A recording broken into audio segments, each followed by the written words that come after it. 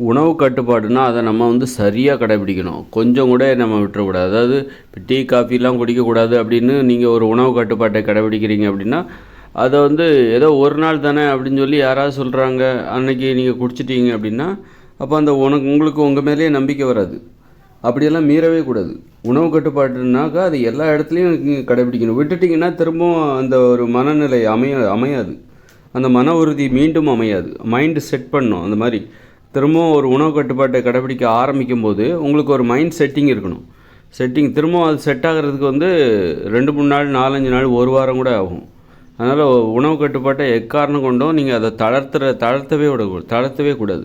அதில் உறுதியாக இருக்கணும். நீங்கள் எந்த ஒரு கல்யாண வீட்டுக்கு போகிறீங்க, அல்லது ஒரு ஃபங்க்ஷனுக்கு போகிறீங்க, சொந்தக்காரங்க வீட்டுக்கு போகிறீங்க, விருந்தினராக எங்கேயாவது நண்பர்களோடு இருக்கீங்க, எல்லா இடத்துலையும் இந்த உணவு கட்டுப்பாட்டை கடைபிடிக்கணும். அப்படி இல்லாமல் நீங்கள் வந்து ஏதோ ஒரு காரணம் காட்டிட்டு தளர்த்திக்கிட்டே இருக்கீங்க. ஏதோ கல்யாண வீட்டுக்கு போயிட்டோம், அதனால நான் அந்த விட்டுட்டேன், என்னுடைய உணவு கட்டுப்பாட்டை தளர்த்தி விட்டேன், கடைபிடிக்காமல் விட்டு விட்டேன் அப்படின்னு சொல்லி ஏதாவது காரணம் சொல்லிகிட்டே இருந்தீங்கன்னா, அப்புறம் வந்து அந்த உணவு கட்டுப்பாட்டை உங்களால் கடைபிடிக்கவே முடியாது. மீண்டும் வந்து அந்த மனநிலை அமையாது. ஒரு உணவு கட்டுப்பாட்டை திரும்பவும் ஆரம்பிக்கிறதுக்கான அந்த மனநிலை அமையாது. ஏதோ சின்னதாக தானே, ஒரு வேளை தானே நீங்கள் டீ குடிக்கக்கூடாது அப்படின்னா டீ குடிக்கவே கூடாது. ஏதோ ஒரு வேளை தானே அப்படின்னு யாராவது சொல்லி கொடுக்குறாங்கன்னா, இப்போ அது எப்படின்னா, இப்போ திருடக்கூடாதுன்னா சின்னதாக கூட நம்ம திருடக்கூடாது. சின்னதாக ஒரு 10 ரூபா கூட, 5 ரூபா கூட, 1 ரூபா கூட நம்ம திருடக்கூடாதுன்னா அதான் திருடக்கூடாதுன்னா, அது சின்னதாக இருந்தாலும் சரி, பெருசாக இருந்தாலும் அது திருட்டு தான். அப்போது அது எப்படியோ அதே மாதிரி தான். உணவு கட்டுப்பாடுனா அது கட்டுப்பாடு தான். எதை சாப்பிடக்கூடாது நம்ம முடிவு எடுத்துருக்கோமோ அதை எக்காரணம் கொண்டும் சாப்பிடாமல் இருக்கணும். அதுக்கு பேர் தான் ஒரு முழுமையான. அதனால் அந்த உறுதி தான் அடுத்தடுத்து நம்ம மேலே ஒரு நம்பிக்கை நமக்கே ஏற்படுவதற்கு காரணமாக இருக்கும். அப்புறம் சின்ன தப்பு பண்ணுவோம், அப்புறம் பெரிய தப்பு பண்ண ஆரம்பிச்சிருவோம். சின்னதாக ஒரு சில உணவுகளை நம்ம சாப்பிடக்கூடாதுன்னு நினச்சி கட்டுப்பாடாக நம்ம கடைபிடித்து வரும்போது, சிறிய உணவுகளை தானே, இது சின்ன உணவு தானே, இதில் எங்கே வருது அப்படின்னு சொல்லி அதை நீங்கள் சாப்பிட்டீங்கன்னா, சாப்பிடக்கூடாதுன்னு நீங்கள் முடிவெடுத்த அந்த உணவுகள் சிறிது தானே, சின்ன உணவு தானே, இதை சாப்பிட்றலாம் அப்படின்னு நீங்கள் முடிவெடுக்கும்போது, அது பெரிய உணவுகளில் போய் பெரிய உணவு விதிமீறலில் கொண்டு விட்டுவிடும். பெரிய உணவுகளில் போய் நீங்கள் நிற்பீங்க. சின்னதாக ஒரு டீ தானே, குடிக்கக்கூடாதுன்னு நீங்கள் ஒரு கட்டுப்பாடோடு இருக்கீங்க, டீ குடிக்கக்கூடாதுன்னு. அப்புறம் சின்னதாக ஒரு டீ தானே, ஒரு வேளை தானே அப்படின்னு சொல்லி குடிக்கிறீங்க. அடுத்து என்ன ஆகும்னா, அடுத்து குடிக்க ஆரம்பிங்க. அப்புறமா பெரிய அளவில் உணவு கட்டுப்பாட்டை மீறிவிடும். அதனால் உணவு கட்டுப்பாடுன்னா அது வந்து கரெக்டாக இருக்கணும். சின்னதாக உங்களுக்கு மன உறுதியை வந்து இல்லாமல் போயிடும். சின்ன விஷயங்கள்லையும் கவனமாக இருக்கணும். எதை சாப்பிடக்கூடாது, எதை சாப்பிடணும் அப்படின்னு கவனமாக அதை கடைபிடிக்க வேண்டும். கொஞ்சம் கூட நீங்கள் அதை மீறிட்டிங்கன்னா அப்புறம் உங்களால் வந்து உணவு கட்டுப்பாட்டை கடைபிடிக்க முடியும். உணவு கட்டுப்பாடுங்கிறது ரொம்ப சாதாரண விஷயம் கிடையாது.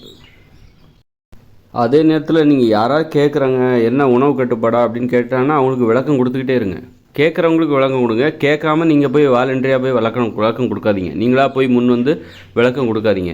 அவங்களா கேட்கும்போது நீங்கள் விளக்கம் கொடுங்க. கண்டிப்பாக அது கொடுக்க அது நம்முடைய கடமை. ஏன்னா நம்முடைய நிலைப்பாடு அதுவாக இருக்கிறது. அப்படிங்கும்போது ஏன்னா மற்றவங்க தப்பாக புரிஞ்சிக்க கூடாதுல்ல. நீங்கள் ஒரு விருந்தினர் வீட்டுக்கு போகிறீங்க, நீங்கள் வந்து டீ குடிக்கக்கூடாதுன்னு நினச்சிட்ருக்கீங்க. அப்போ விருந்தினர்கள் வந்து டீ குடிங்கன்றாங்க, நீங்கள் இல்லை எனக்கு வேண்டான்னு சொன்னால் அவங்க தப்பாக புரிஞ்சுப்பாங்க. இல்லை நான் உணவு கட்டுப்பாட்டை கடைபிடிக்கிறேன், இந்த மாதிரி நான் வந்து டீ காஃபியெல்லாம் குடிக்கிறதில்ல, வேறு ஏதாவது பால் இருந்தால் கொடுங்க நான் குடிக்கிறேன், அந்த மாதிரி ஏதாவது அந்த மாதிரி சொல்லுங்கள். அந்த மாதிரி உங்கள் தரப்பு நிலைப்பாட்டை நீங்கள் எப்போவுமே சொல்லிக்கிட்டே இருக்கணும். அப்போ வந்து நீங்கள் உங்களுக்கே அப்போ தான் அது நினப்புக்கு வரும். நீங்கள் உணவு கட்டுப்பாட்டை கடைபிடிக்குங்கிறத நீங்களே உங்களுக்கு நினைவுபடுத்திக்கிட்டே இருக்கணும். மற்றவங்களுக்கும் நினைவுபடுத்தணும், மற்றவங்களுக்கும் சொல்லணும், விளக்கம் சொல்லணும். உங்களுக்கும் நீங்கள் நினைவுபடுத்திக்கிட்டே இருக்கீங்க. மனசுக்குள்ளே சொல்லிக்கிறது முக்கியம் கிடையாது. நாம் உணவு கட்டுப்பாட்டை கடைபிடிக்கிறோன்னு மனசுக்குள்ளே சொல்லிக்கிறதுலாம் அங்கே முக்கியம் கிடையாது. ஏன்னா நீங்கள் அது வந்து எல்லா இடத்துக்கும் போகிறீங்க. அப்போ வந்து மற்றவங்களோட நீங்கள் முரண்படுறீங்கன்னா உங்கள் தரப்பு நிலைப்பாட்டை நீங்கள் மற்றவங்களுக்கு விளக்கி சொல்லிக்கிட்டே இருக்கணும். அது உங்களுக்கு சோர்வாக இருந்தாலும் சொல்லிக்கிட்டே இருங்க. அதுதான் வந்து உறுதியாக இருக்கும். மற்றவங்களுக்கும் ஒரு குழப்பம் இல்லாமல் இருக்கும். நம்ம தரப்பு நியாயம், நம்ம கடமை நம்ம சொல்லிட்டோம், தெளிவாக அவங்களுக்கு சொல்லியாச்சு. அப்படிங்கும்போது அவங்க ஏதாவது தப்பாக நினைக்கிறதுக்கு நாம் காரணம் கிடையாது. தவறுதலாக நினச்சிடக்கூடாதுல்ல. ஏதாவது டீ கொடுக்குறாங்க, இல்லை குடிக்க வேண்டான்னு சொல்கிறதுனால அதுக்கு வேறு ஏதோ ஒரு காரணம் உள்நோக்கம் இருக்குமோ, நம்மளை பிடிக்காதனால தான் அவங்க வேண்டான்னு சொல்கிறாங்களோ அப்படின்னு நினச்சிடக்கூடாதுல்ல. அதுக்காக வந்து நம்ம தரப்பு நியாயத்தை, உணவு கட்டுப்பாட்டை நான் கடைபிடிக்கிறேன், அதனால தான் நான் இதை குடிக்கிறதில்ல, அப்படின்னு சொல்லிட்டு நம்ம அனுபவங்களை சொல்லணும். நம்ம தரப்பு நிலைப்பாட்டையும் சொல்லணும், நம்ம அனுபவங்களையும் சொல்லணும். சில டைமில் நான் விதி மீறிடுவேன், கடைபிடிக்க முடியாது என்னால். அப்புறம் திரும்ப அது அமைகிறதுக்கு ஒரு வேளை தானே சாப்பிடுங்கன்னு சொல்லுவாங்க. இல்லைங்க, ஒரு வேளை விட்டால் கூட அப்புறம் திரும்பவும் அந்த உணவு கட்டுப்பாட்டை ஆரம்பிக்கிறதுக்கு அப்புறம் அது எடுத்துகிட்டே போகிறோம். திரும்பவும் அந்த உணவு கட்டுப்பாட்டை ஆரம்பிக்கிறதுக்கு எனக்கு 1 வாரம்ட்டு ஆகிடும். அதனால் ஒரு வேளை கூட ஒரு வேளை தானே விட்டுட்டேன்னா அடுத்தடுத்து உணவு கட்டுப்பாட்டை நான் விட்டுகிட்டே இருப்பேன். அது முற்றிலும் தளர்த்தி விடுவேன். உணவு கட்டுப்பாட்டை என்னால் கடைபிடிக்கவே முடியாது. அப்புறம் மீண்டும் ஆரம்பிப்பதற்கு எனக்கு 1 வாரம் ஆகிடும், 10 வாரம் ஆகிடும், 10 நாள் கூட ஆகிடும். அதனால் எனக்கு அது உணவு கட்டுப்பாட்டை கடைபிடிச்சா தான் நான் சுறுசுறுப்பாக இருப்பேன். எனக்கு ஒரு நிம்மதியாக இருக்கும், ஒரு குற்ற உணர்வு இல்லாமல் இருக்கும். என்னுடைய வேலைகளை நான் ஒழுங்காக செய்வேன், இல்லை நான் ஒரு சோம்பேறி ஆகிடுவேன் அப்படின்னு நம்ம தரப்பு நியாயங்களை, நம்ம தரப்பு நிலைப்பாட்டை, நம்ம அனுபவங்களை சொல்லணும். அது மற்றவங்களுக்கு ஒரு படிப்பினையாகவும் இருக்கும், மற்றவங்களுக்கு வழிகாட்டுதலாகவும் இருக்கும். வெறும் நான் உணவு கட்டுப்பாட்டை கடைபிடிக்கணும்னா அதை யார்கிட்டையும் அடிக்கடி சொல்கிறதுக்கு நீங்கள் சிரமப்படக்கூடாது, கூச்சப்படக்கூடாது, தயங்கக்கூடாது. அது ஒரு பொது நலன் தான். பிறருக்கு நீங்கள் அதன் மூலம் ஒரு உதவி செய்கிறீங்க. உங்களை போல் மற்றவங்களும் உணவு கட்டுப்பாட்டை கடைபிடிப்பாங்க. உணவு கட்டுப்பாடுனோடனே அதோட உங்களோட அனுபவங்களை சொல்லணும். இல்லை, நான் ஏதாவது டைமில் நான் மீறிடுவேன். சமயத்தில் தீபாவளி இருந்துச்சு, அந்த டைமில் டக்குன்னு நான் உணவு கட்டுப்பாட்டை தளர்த்தி விட்டேன். அப்புறம் திரும்ப நான் தளர்த்தி விட்டேன். நான் ஏதாவது தீபாவளி பலகாரம்லாம் சாப்பிடுவது அந்த ஆசையில் உணவு கட்டுப்பாட்டை விட்டுட்டேன். திரும்பவும் எனக்கு அப்புறம் பார்த்திங்கன்னா நான் ஒரு சோம்பேறி ஆகிட்டேன். என்னால் உணவு கட்டுப்பாட்டை விட்டுட்டேன். என்னால் கண்ட உணவுகளையும் சாப்பிட ஆரம்பிச்சிட்டேன். தீபாவளி பலகாரம் அது இதுன்னு சாப்பிட ஆரம்பிச்சிட்டேன்.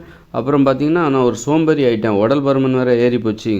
ஒரு சோம்பேறி ஆகிட்டேன், ஒரு மாதிரி ஆயிடுச்சு. திரும்பவும் உடற்பயிற்சி எதுவும் செய்கிறதுக்கே எனக்கு மனசு இல்லை. அதனால் திரும்பவும் நான் உணவு கட்டுப்பாட்டை கடைபிடிக்கிறதுக்கே, அதை ஆரம்பிக்கிறதுக்கே ஒரு 10 நாள் ஆகிப்போச்சு. அதனால் இந்த மாதிரி பிரச்சனைகள்லாம் இதில் இருக்குது. அதனால தான் நான் ரொம்ப ஸ்ட்ரிக்டாக இருக்கிறது. எதை சாப்பிடக்கூடாதோ அதை எக்காரணம் கொண்டு நான் சாப்பிட மாட்டேன் அப்படின்னு சொல்லிவிட்டு உங்கள் அனுபவங்களை சொல்லணும். அப்போ மற்றவங்களுக்கு அதுவும் ஒரு படிப்பினையாக இருக்கும். உணவு கட்டுப்பாடுனா இதுக்குள்ளே இவ்வளோ பிரச்சனை இருக்குது, நியாயமான பிரச்சனைகள் இருக்குது. இப்போ அவங்களே ஃபாலோ பண்ணும்போது அவங்களுக்கு அது மாதிரி அனுபவம் வரும்போது நாம் சொன்ன அந்த காரணங்களை, நம்முடைய அனுபவங்களை நம்ம அவங்களுக்கு சொல்லியிருக்கோம். அது அவங்களுக்கு ஒரு படிப்பினையாக, ஒரு பாடமாக, ஒரு முன்னுதாரணமாக எடுத்துக்கிட்டு அவங்களும் குழப்பம் இல்லாமல் அந்த உணவு கட்டுப்பாட்டை கடைபிடிப்பாங்க.